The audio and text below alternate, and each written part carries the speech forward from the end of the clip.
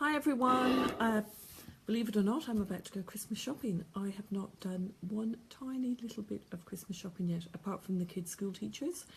So just before I head off, I wanted to know if anybody has a quick question they'd like to ask me about maybe catnapping or early rising or night waking. Also, a couple of things. The shop, the destination store, is open right up until Friday. We will be closed, obviously, Saturday, Sunday as normal, Monday, Tuesday for the holidays, and then we're open again next week. So if anyone is on holidays in Ocean Grove, please pop along to the destination store and see myself or the team, because we will be open as usual. Another thing, we have some very exciting news. Well, not as exciting as having a new baby or anything, but we have a new blanket. So a new cellular blanket. Lots of people have been asking for a different colour other than the white cellular blanket, and we have a new silver one. It's a bit darker than silver. It's a nice deep grey, and it is perfect for summer and winter. As you know, it's the exact same as the white cellular blanket, made by the Little Linen Company or Uyghur Amigo for Save Our Sleep, same as our other blankets, rebranded Save Our Sleep, and we love it. So get in quick, because we're bringing some air freight in. We have some air freight on pre-order, which will be arriving about the 20th of January. So if you want a grey blanket, get in quick, because we have limited stock. So now, let's see. We have some questions. So I have Kate, who says, I have a 7-month-old who keeps doing a poo at 5:30 a.m. Well, Kate, that's an interesting subject. So I presume, because you're on my fan page, you're on my routines. And if you're on my routines, then what I would be thinking is that your little one is waking up 5:30 a.m. because they are cold and not cozy enough to sleep all night.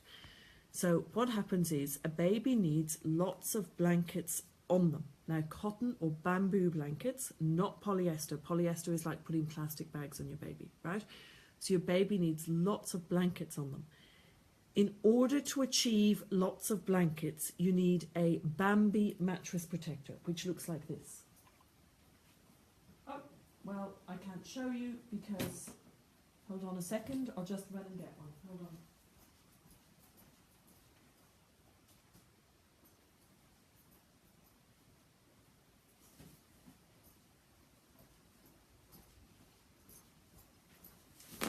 Kate, the Bambi mattress protector looks like this. Now, this is it on a mini crib mattress, so we put it on sideways. So it's on a mini crib mattress sideways. We've wrapped it around the mini crib mattress. So a Bambi mattress protector looks like this. It is a cotton mattress protector, 100% cotton. It's the only mattress protector I recommend, because it's the only mattress protector that stops a baby from sweating. Now, it's made by Bambi, but we've rebranded it in the Save Our Sleep packaging. You can get it off us, or you can get them in Harvey Norman. That's the first thing you need to look at, because you cannot put enough bedding on your baby if you're using any other type of mattress protector. So you need a Bambi mattress protector or a cotton towel. Then you need to use the bedding, which I advise. Now, I'm not sure where you are, Kate, but if your baby's waking at 5:30 a.m, I would be saying either remove your mattress protector and replace it with a cotton towel, or if budget allows it, remove your mattress protector and replace it with this. Then you need to replace it with the Bambi Save Our Sleep mattress protector. Then you need to put extra bedding on your baby to put the weight. It's the coziness and the weight. Then what happens is your baby will sleep longer. What's happening at the moment is your baby is waking at about 5:15, lying awake in the cot, which you may or may not be aware of, and then because they are awake, they are pooing, because they're awake, and they're just lying there, and eventually their body starts moving about, and they will poo. However, if they had enough bedding on them, they wouldn't have woken until 7, and then they would not have pooed at 5:30 a.m. So I know it sounds a bit ridiculous that the 5:30 a.m. wake is related to bedding and coldness. It's not so much coldness as not being cozy enough to sleep properly, but it is related. Believe it or not, loads of people come to the sleep clinic and all we do is change their bedding and they sleep all night. They don't need to do any type of crying, cried out controlled crying, which I don't believe in. All we do is look at the bedding and their diet, and it fixes the problem. Jacklin says that she has a 10-week-old baby who goes down every sleep except at 7 p.m. She won't go down at 7 p.m. and it will take 2 to 3 hours, I think, to get her down. Well, that's at 10 weeks old, that can be hunger. So what can happen is your baby isn't getting enough to eat in those last couple of feeds.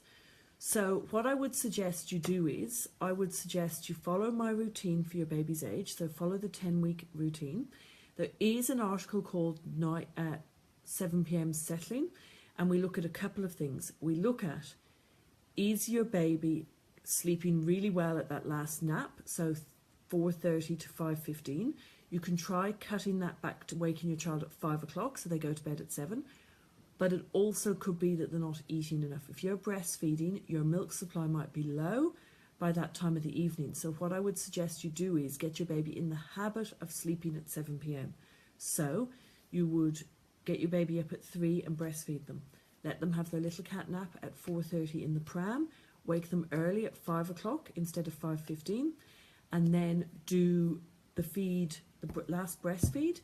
But instead of putting your baby in bed at 7 o'clock at night, I want you to wrap your baby up, keep them nice and wrapped, nice and, you'll have the bodysuit, the baby grow, the one-tog sleeping bag, the wrap and a wrap, and then put them on you, put a blanket over the two of you, and pat their back to the rhythm of your heartbeat, and just encourage them to sleep at that time, not in their cot. After a few days of encouraging them to sleep at that time, they will start to sleep, and then they will take a better feed at the dream feed, and you won't be as stressed and upset because they will actually be sleeping and you'll be resting while you're holding them, patting their back to the rhythm of your heartbeat, and it will increase your milk during the day. Like, it just is an add-on effect. If your baby is screaming from 7 o'clock at night for 2 or 3 hours and you're trying everything to try and settle them, by the dream feed you still don't have that much milk. So by doing this, it actually has an add-on effect. It affects the whole day. So I really think that that would help you. So that would be my advice with the 7 p.m. settling. And there is a 7 p.m. settling article. You're welcome to email the girls and ask for a copy of it. Belinda Lee has just said, I've just joined the live feed. My 3-month-old is on a routine, however, rarely goes down for his 4:30 nap. He may go down around 5ish, but he is so tired to go down at 4:30. What is your thoughts? Well, when you're saying he won't go down for his 4:30 nap, I'm thinking that you're putting him down in his cot, which isn't what you're supposed to do. A 3-month-old baby will not want to sleep in their cot at 4:30 in the afternoon. The sleep at 4:30 in the afternoon is supposed to be a pram nap. It's supposed to be out and about. So you're supposed to put them in their normal bedding, so their bodysuit, their baby grow, their one-tog sleeping bag, their wrap and a wrap, and then put them in the pram or a pusher and you go for a walk. Or you could sit with them in a bouncer, but you stay with them. You do not leave your baby unattended in a bouncer or in a pram for the 4:30 nap. You stay with them. And you encourage that nap outside of their bed. So I'm thinking that you're trying it in bed, the way you've said won't go down for that nap. And if it's not that you're trying it in bed, I think you need to try your comforter and you need to try all the same bedding for your out and about walk, and hopefully that works for you. If it doesn't and you just continuously have problems, you could allow them to sleep longer at the 1 o'clock sleep and then try and get them through to 6:30 at night, make their bedtime 6:30 instead of 7 o'clock. If what I've just said, Belinda, doesn't work, I'd really ask you to consider the online advice area where we can help you in more detail with your baby. And then you've also said he's often falling asleep around 6 o'clock at night and he hasn't slept at all when he's about to feed. So again, I think you really need to look at the 4:30 nap, Belinda, and the bedding, etc. And hopefully what I've just said will help. Kari says, I'm working with Shell on the forum to solve my serial catnapper. All bedding well and truly sorted and feeding until full with top up. Just changed to 10 weeks to solid routine and my 10.5-week old. Any ideas what would cause the catnapping? Well, Corey, the girls in the advice area are better at my job than I am, really. And if Shell doesn't have a lot of luck helping you, she will contact me and ask me to help you. If she has just changed you to the 10-week routine and your baby is 10 weeks and your baby is 10 and a half weeks, I think that will really help. And you should see in the next couple of days the catnapping disappearing. I am not going to be able to help you on the live feed any more than Shell will be able to help you in the advice area. Hang in there with Shell, and as I said, if she's struggling to find the reason or to help you, she will contact me and ask me to help you. That's the best place to be getting the advice and the help. Sharon says, I have an 18-month-old who still wakes up at 5:30 a.m. I followed your advice with nap times, etc.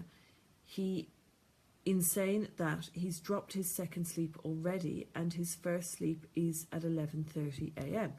Well, Sharon, I would be thinking the first thing we'd look at is bedding, but the second thing we'd look at is the first sleep of the day. Now, at 18 months old, if he is going to bed at 11:30 a.m. and he's waking at 5:30 a.m. the next day, I would like you to move that 11:30 a.m. to 12:30 noon, so 12:30 p.m. And you should see that 5:30 wake become 6:30 or even 7 o'clock. So you could move it by 20 minutes for 3 days or 5 days, and 20 minutes again by 3 to 5 days, and so on. Or you could just get up tomorrow and move it to 12:30. I really think the time of your child's sleep in the morning is affecting your child's wake-up time the next day. That's in the book. That's covered in the book. Please take a look at that. Candice says, my 10-month-old starts childcare next month. Has never been a great sleeper out of the house, always catnaps, if she sleeps at all. They have them on stretcher beds. Any idea to make this transition a bit easier? I followed your routines like a dream at home. Worried I'll have a tired bub. Well, babies at daycare, they really do just get used to sleeping at daycare. They do not have as much sleep as what they have at home, but they normally make up for it the next day. I would be getting the bedding. I would be getting the exact same bedding. Kieran goes to daycare 2 days a week. He has all the same bedding. The daycare provide bedding, but I bring my own. In fact, I've just realised I should call into daycare and pick up all his bedding because it's all still there. I've left it there and it's school holidays now, so he won't be going. So I need to call in and pick it up. But so I would be bringing your own sheet to put on the stretcher bed. I would be bringing your sleeping bag and all your bedding. I would get a double up of bedding. We are still shipping out orders, as I said, and this grey blanket would be a great one for daycare because it wouldn't show the dirt, it wouldn't get dirty. These beautiful new grey cellular blankets that we have, we're shipping. We don't close for Christmas, so we're shipping right through. If you can afford it, if you can't, go to our second-hand page. We have a Tizzie Hall pre-loved page.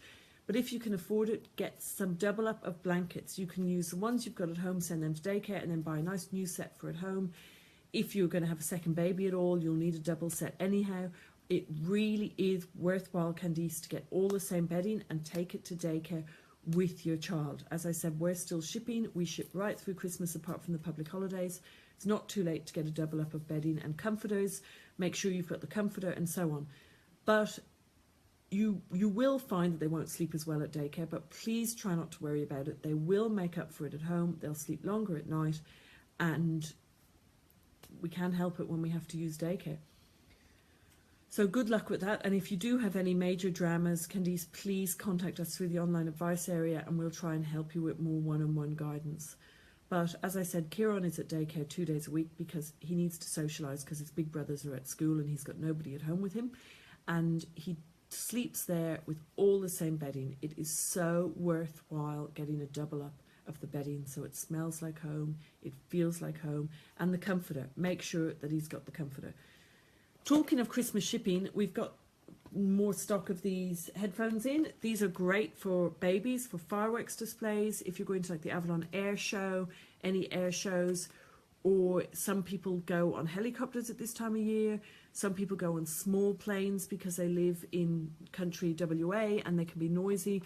Really good for little babies and for toddlers. They do all sorts of ages, and we've just got lots of new stock. We were out of stock for a while, so that's something. And as I said, a good stocking filler. But as I said, we are shipping right through, so even if you ordered today, I'm sure the girls, if you ordered express post from WA, I'm sure you'd have it by Friday, and if not, you'd have it early next week. But if you're in Victoria or New South Wales, you definitely have it by Friday. So remember, we are still shipping. Now let's see what Amy has to say. Amy says, I have a 6-week-old and is a sleepy feeder. I wake her at the times, but it takes 20 minutes to get her to fully wake enough. She loves dozing off while feeding. I pop her down to wake again, only it keeps happening. Any suggestions? Well, Amy, sleepy feeder can be a sign of tongue tie.